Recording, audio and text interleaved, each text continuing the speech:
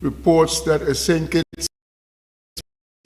Kitts-based prison project under the Citizenship by Investment (CBI) program and its developer were of concern to European Union representatives in a meeting with CBI operating Eastern Caribbean countries held in Dominica recently were not denied or confirmed by Prime Minister Dr. Terence Drew when he was questioned in an exclusive interview presented by Television Caribbean (TVC). Interviewed by host Andrew Huey on the program Newsline 360, Prime Minister Drew would not engage in discussion about the private meeting held between the St. Kitts and Nevis delegation and the European Union representatives at the meeting. Indeed came up. I wouldn't speak to it. I think there was a meeting and I respect the time when a report will be put together.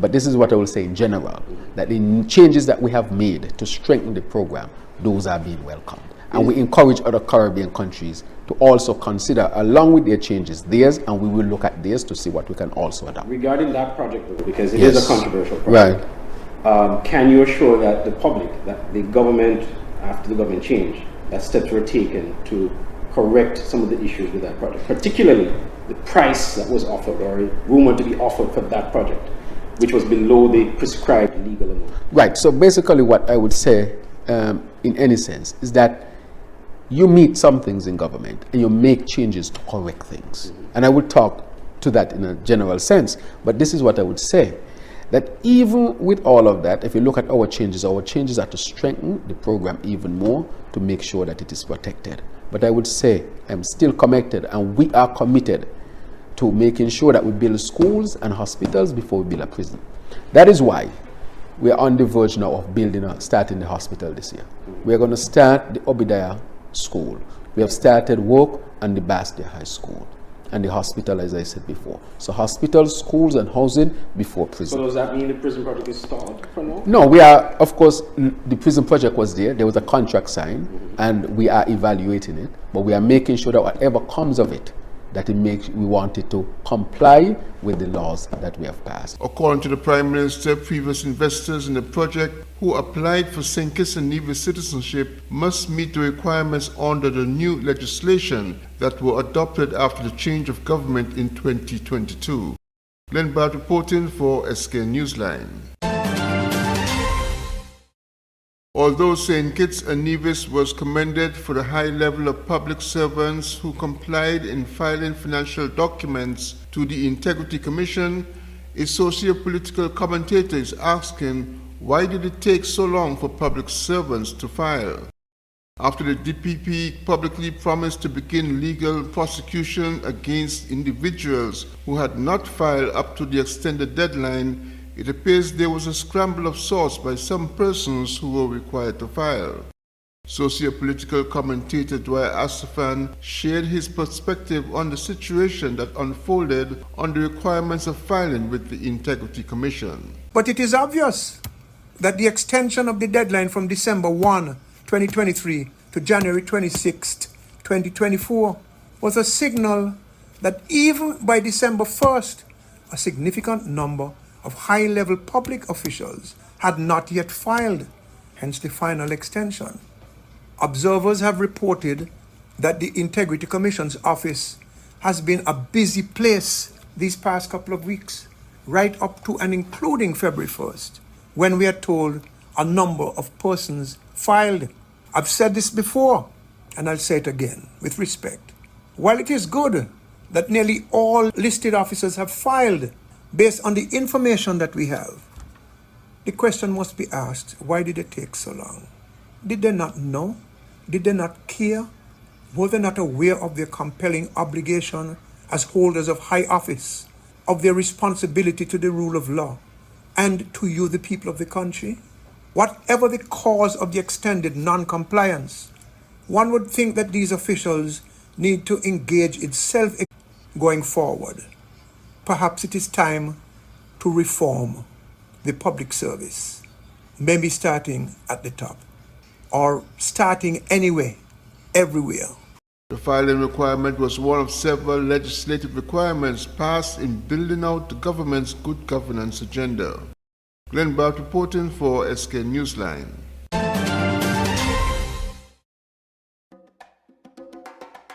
Why do I love the cable? Well, I have their internet service at home and I never have issues with connectivity.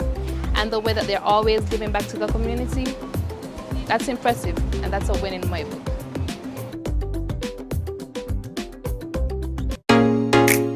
Introducing St. Kitts and Nevis's newest TV channel, Television Caribbean, TVC Channel 40 on the cable's Ultra TV.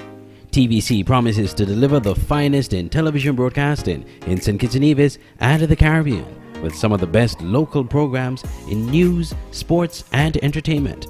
Join us for Insights, where we delve into the lives of our guests. Let me see what happened if I put this to it. Big explosion, like, okay, note to self, don't do that again. Or get in-depth analysis on Newsline 360. We have sports,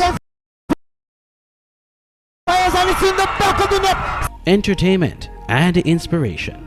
It's all here on TVC Channel 40 on the cable's Ultra TV, on Tel TV cable network in St. Martin, and on our website www.tvcplus.live. TVC Channel 40. See the difference.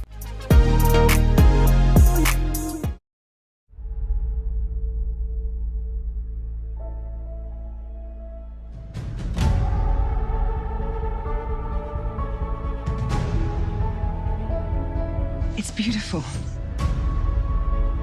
He took one look at you and the angels started singing. Another wonderful day. What would you say about staying here for a few months or like a year, just so that we can be together again and just live and love and laugh and have fun and breathe?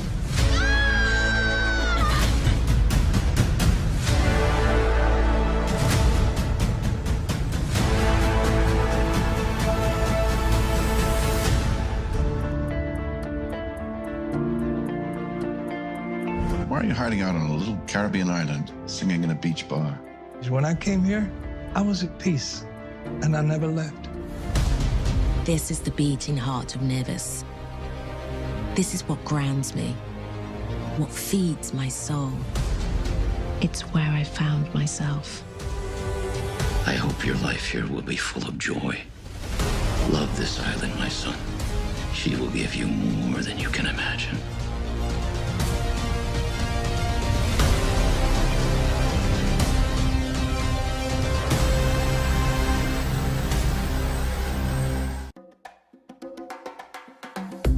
I love the cable because they're real. What you see is what you get.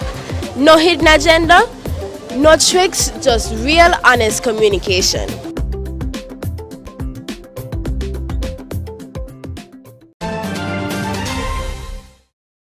Prime Minister Dr. Terence Drew has championed his record on the economy, despite criticisms from the opposition. In an exclusive interview on the current affairs TV show Newsline 360 on TVC Channel 40, the Prime Minister said there is much evidence of progress in the economy. You can have economic growth and it does not impact on some level. How do you know? How many people went back to work? Just from one measure. In 2021, you had no tourism season. In 2022, we opened up this sector so that tourism can flourish. How many jobs do you think were created? So you don't think all those taxi drivers, the owners of shops, the craftsmen, how many of them went back to work? Just by that measure alone.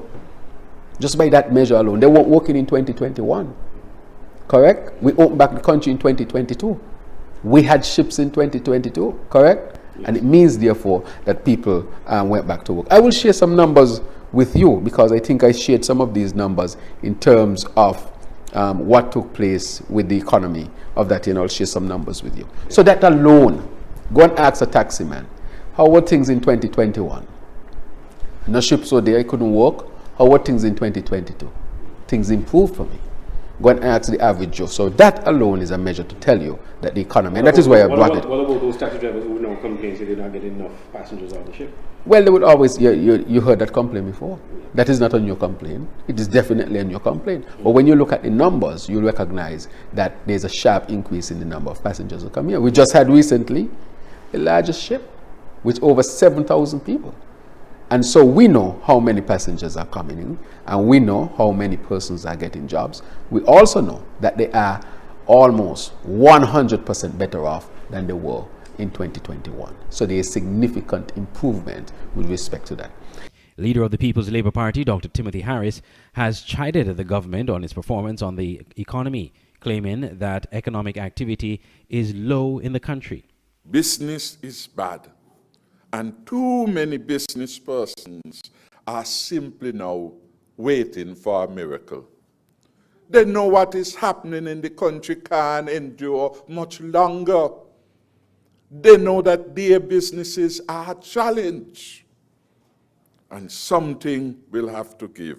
But Prime Minister Drew said the economy is improving, even by assessments from multilateral groups. The other thing that we did for the economy is that we stimulated the economy to keep the shops open. How did we stimulate it? With a small business loan from Development Bank that we did. We gave over 330 loans so that those small businesses could have kept open. And they kept open.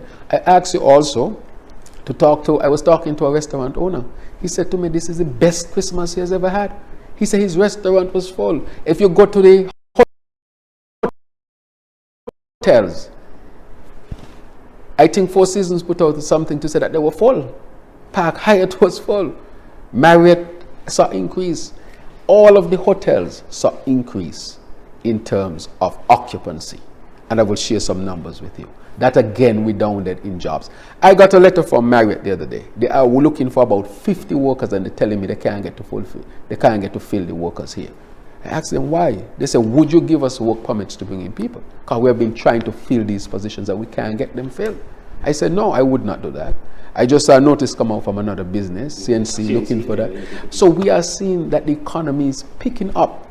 And how do you know it's picking up? Is when people are saying, we have jobs and we can't fill these jobs. The interview with Prime Minister Drew can be found on the Television Caribbean YouTube channel and the SK Newsline Facebook page. I'm Andre Huey for SKN Newsline. Premier Mark Brantley, in his monthly press conference recently, lauded the fact that a movie shot on Nevis by MSR Media entitled The Island is enjoying incredible success on the U.S. streaming platform Starz, where it has been #1 for several weeks. Let me congratulate MSR Media, and let me congratulate all those involved, because the movie entitled The Island and produced by MSR Media, it is now streaming on Starz network. And this movie is a thriller. Nevis, I'm told, is a real star in the movie because it captures Nevis in an awe-inspiring way. But that movie, The Island, has been the #1 movie on Starz Network's top 10 movie list now for the past several weeks. I'm advised just this morning that the movie will now be also available on Amazon Prime from the UK. And so we are hopeful that it does as well on that platform as it has done on Starz. And we are asking those who have not yet seen it to take a look and to feel proud that this is an example of what we can do when we think outside the box and when we seek out partnerships that can move the island forward. The Island is a story about a LAPD officer, Mark, whose brother was killed on the island they grew up. Mark leaves the city to return to the island seeking answers and vengeance. He soon finds himself in a bloody battle with a corrupt tycoon who has taken over the island paradise. Andre Huey, SKN Newsline.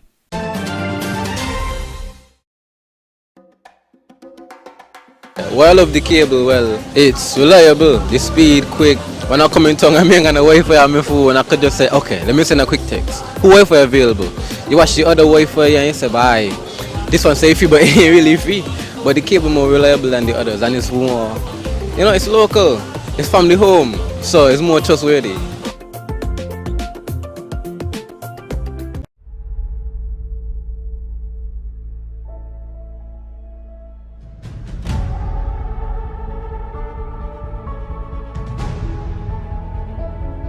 It's beautiful.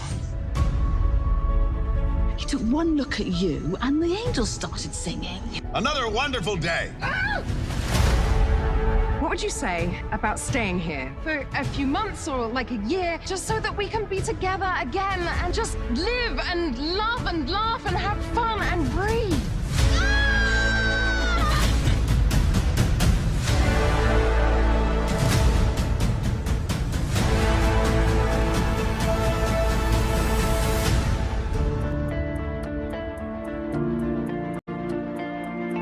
you're hiding out on a little Caribbean island, singing in a beach bar.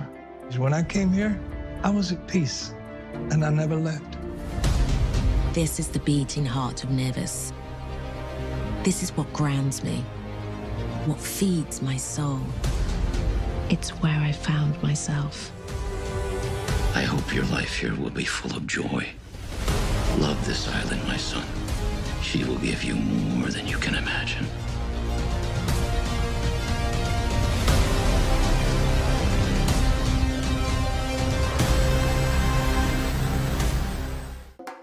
So the reason I love the cable, the prices are reasonable and affordable, and they give back so much to the community and the country.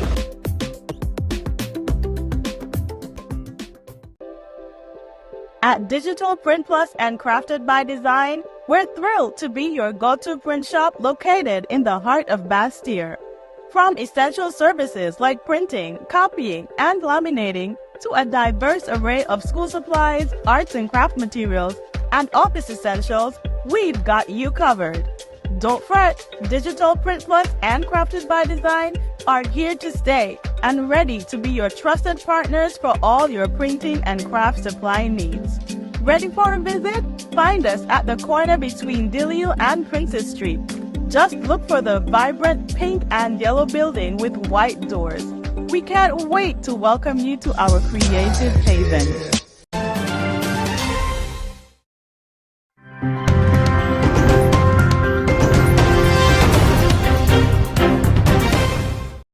As the first member of the Eastern Caribbean Currency Union to achieve independence, Grenada's half-a-century milestone holds profound historical significance, not just for its citizens, but for the entire region. Celebrating its Golden Jubilee, Grenada is once again making history by introducing its 50 EC Caribbean dollar commemorative note, aptly named the Grenada 50. During the unveiling ceremony of this special note, Timothy Entwine, Governor of the Eastern Caribbean Central Bank and a Grenadian, stated that once printed, the $50 bill will be exclusively circulated within Grenada. Commemorative simply means we are celebrating the special occasion of the Golden Jubilee. And circulation simply means that you will be able to use it in everyday commercial transactions. And I also want to say to you, this note will be legal tender throughout the currency union, which simply means while it will be only issued in Grenada, you can spend it anywhere in the currency union. Prime Minister Deacon Mitchell, joined by two students, proudly unveiled the intricately designed $50 note, which features iconic landmarks, notable figures, and treasures of the island. Among the distinguished individuals honored on the note are former Prime Ministers the late Sir Eric Machageri and Maurice Bishop, alongside Grenada's revered three-time Olympic medalist Kirani James. James attended the ceremony and was one of the first individuals to be handed the commemorative note. He told the news team that he was humbled and honored by this gesture. I knew a little bit about it, but seeing it in person is very surreal, just very humbling. It's like another gold medal to me, so it's just a special occasion to commemorate 50 years. We've come a long way, and I'm just happy to play whatever small part I've played or continue to be playing. I'm just happy and proud to just be a part of all of this. You know, regardless of whether I win or lose, as long as I go out there and do my best and try my best in whatever I do, people are going to be proud, Grenadians are going to be proud. So it always gives you a sense of comfort, you know, a sense of soul. It's just knowing that you have that support that's always going to be there. The daughters of the late Sir Eric Machageri were also presented with one of the first 4 $50 notes in honor of their father's contribution to the island's history. No, I didn't expect any of it today. I knew that they were doing an unveiling, but I didn't know that we'd also receive one of the notes. Very pleased about that. That was a surprise. Now, I'm very grateful to the Prime Minister and his government for the very great honor that he's given my father.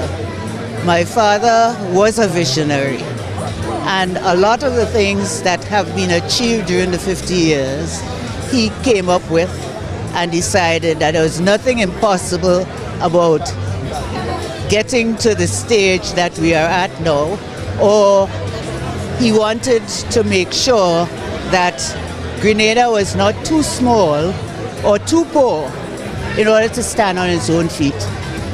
And he worked extremely well for that.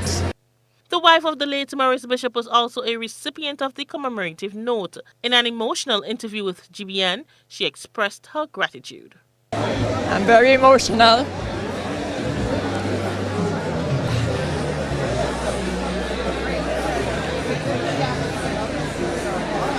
I have not cried in years, but today he has gotten the recognition that he so deserves, because he loved his Grenadian people and he loved Grenada. And I'm thankful to all of you, because everybody has contributed. And we just have to continue going forward together. The commemorative $50 note serves as a tribute to Grenada's rich heritage and is symbolic of the nation's progress over the past 5 decades. It encapsulates the resilience, culture, and achievements that have defined Grenada's journey towards independence and prosperity. The note is expected to be issued for circulation in June 2024. Rena P. Thomas, GBN News.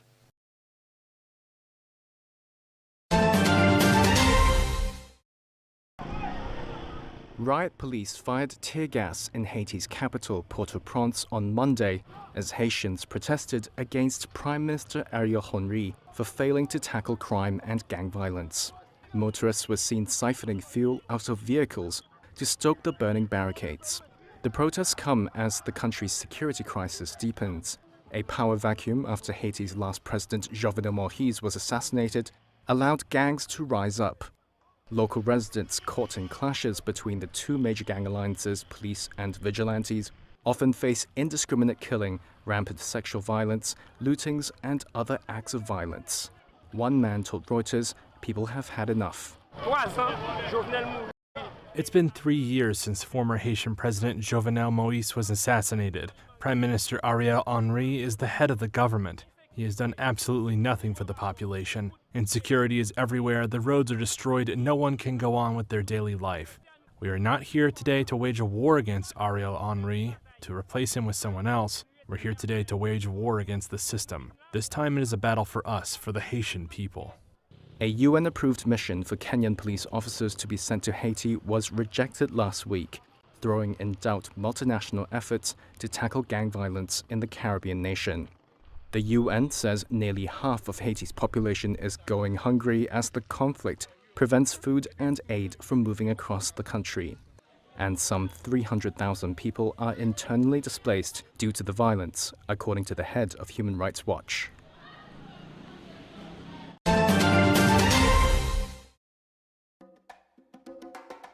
I love the cable because they really look out for different groups of people. I'm on the creative pack, and they provide services tailored and dedicated to people just like me.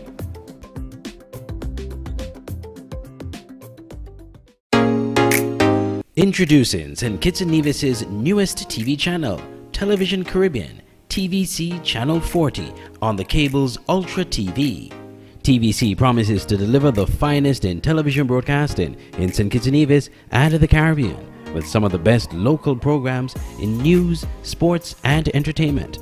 Join us for Insights, where we delve into the lives of our guests. Let me see what happens if I put this to it. Big explosion, like, okay, note to self, don't do that again. Or get in-depth analysis on Newsline 360. We have sports, entertainment, and inspiration. It's all here on TVC Channel 40 on the cable's Ultra TV, on TelTV Cable Network in St. Martin, and on our website www.tvcplus.live. TVC Channel 40. See the difference. Online radio has never been this great. It's Voice of the Caribbean Radio at voiceofthecaribbean.net.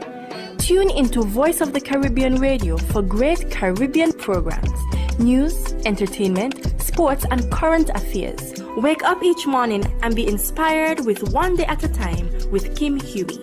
Stay abreast with news across the Caribbean and internationally with the Caribbean News Hour, and be entertained with shows like Reggaeville, Caribbean Classics, and Jive Music Show. Visit our website or listen us on TuneIn Radio. There is so much more on Voice of the Caribbean Radio, reaching the Caribbean and beyond. Check website for program schedule. The SKN Newsline website now offers you more news. Log on to www.sknnewsline.com for local, regional, and international news. You can also watch the latest newscast and keep abreast with news in sports, all from sknnewsline.com. That's www.sknnewsline.com. News at your fingertips. I love the cable because they're real. What you see is what you get. No hidden agenda, no tricks, just real, honest communication.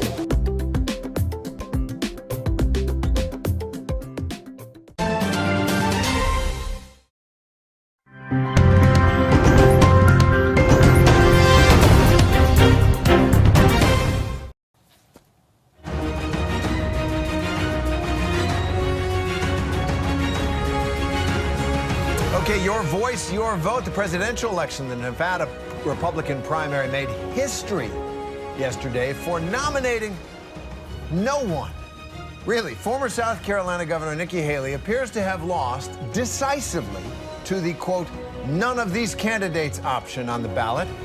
And she lost by nearly 2-to-1 margin. It's another troubling sign for her campaign as she continues to seek momentum against the last rival, Donald Trump there. So for more, let's bring in ABC News political director Rick Klein. This has got to hurt, losing to none of the above. But what does this mean, really, for her campaign? Maybe the most 2024 outcome ever, to have no one winning a primary. And look, I'll give you some caveats first, Terry. Nikki Haley didn't campaign at all in Nevada. The primary actually doesn't award votes at all. That's the caucuses where Donald Trump is running unopposed tomorrow. That said, her name was on the ballot, Donald Trump's wasn't, and she lost badly. And there was not an organized effort to try to elect Donald Trump or elect no one. It wasn't even like the Biden write-in effort in New Hampshire. So yes, this is a rebuke by people that voted, even knowing that those votes were essentially meaningless. And yes, it's a disappointment for the Haley campaign. Privately, there were folks close to the campaign that were thinking, she might get 50, 60%. I don't think many people thought she would actually lose outright to none of the above. But yeah, it's not a great sign with her home state of South Carolina a little more than 2 weeks away. She's going to have to notch victories then and beyond. And so far, she has nothing to show for the first states that are counting votes. And tomorrow is going to be another loss because she's not even on the ballot in the Nevada caucuses. Yeah, ouch. Rick, the conventional wisdom in some ways going into the campaign was that Donald Trump has an absolute rock-solid hold on X% of Republicans, whatever it is, 40, 45%. But there may be a majority who is looking around. That majority now seems not to be in existence. It looks like he's kind of wrapped it up. Where does she go from here? Well, that's it, Terry. She's finally gotten that head-to-head. And she had it, for all intents and purposes, in New Hampshire, and she fell short. New Hampshire was almost an ideal situation because you have the opportunity for independent voters to vote. In South Carolina, it's even better because even registered Democrats, or they don't have any party registrations, so even Democrats can vote in South Carolina. But you're right. At some point, you have to actually win if you're going to beat Donald Trump. And the notion that there is a majority of Republicans that oppose Donald Trump is simply not true. It hasn't been borne out in any poll or in any state that's voted so far. The notion that there's a majority of Republican primary voters might also not be true. That's going to be tested in South Carolina, and I should say in a dozen or so Super Tuesday states that allow non-Republicans to vote. Haley's going to have to show that she can win somewhere because that's the only way that you make a case to donors and ultimately to voters that you have a viable campaign. Yeah, it's going to be a struggle for her. So meanwhile, on the Democratic side, President Biden wins the Nevada Democratic primary. Is there anything in these results, any negative signs that you see or positive for the president? I mean, the only negative is the turnout was way down, which you'd expect because it isn't, the Republican primary didn't count at all, as I said, and on the Democratic side, there really wasn't a serious contest. I think the negative might be in some of the things that Dean Phillips, the congressman from Minnesota, is saying. He's saying out loud that Democrats are making a huge mistake in nominating Joe Biden and pointing out some of the verbal gaffes and mistakes he's had and things that might be a function of his age. But other than that, I think the early primaries have gone just about as well as the Biden team could have planned. They won in the write-in campaign in New Hampshire. They won 96% or something in South Carolina, and Nevada keeps it rolling, and he's so far won every single delegate that's been awarded. Yeah, it seems polls show this is the campaign nobody wanted, but the people who vote in primaries and caucuses, that's where it's happening. Here we go. Thanks very much, Rick Klein. Chinese stock prices are rebounding, with the country's blue-chip companies staging their biggest rally since 2022. Chinese technology company Alibaba was among the biggest gainers. It comes days after Chinese stock market valuations fell to 5-year lows last week. Behind the turnaround, government intervention. China's securities regulator vowed to take steps to crack down on what it described as malicious short selling and urged institutional investors to expand their investments. Some hedge funds and brokerages reported bans on selling. And a state fund dubbed the National Team also intervened, helping to stem a sell-off. But analysts say unless more is done to stimulate China's stagnating economic growth, government efforts could backfire. The expectation is so weak. And that means even if temporarily, maybe the state can do something to push the stock market up, but that would cause more people to sell rather than to buy. So in the short term, actually, we have this high risk that the Chinese stock market will go down much further. China's growth achieved last year's government target of 5%, but the International Monetary Fund predicts more problems to come for the world's second-largest economy. The property sector, a major driver of growth, is in decline, with no sign of recovery. China's volatile stock market is just one symptom of a widespread confidence crisis. The government has so far refused to implement any major effort to stimulate the economy, and many experts believe that until that happens, gains will be short-lived and pessimism about the country's future will remain. Katrina Yu, Al Jazeera, Beijing.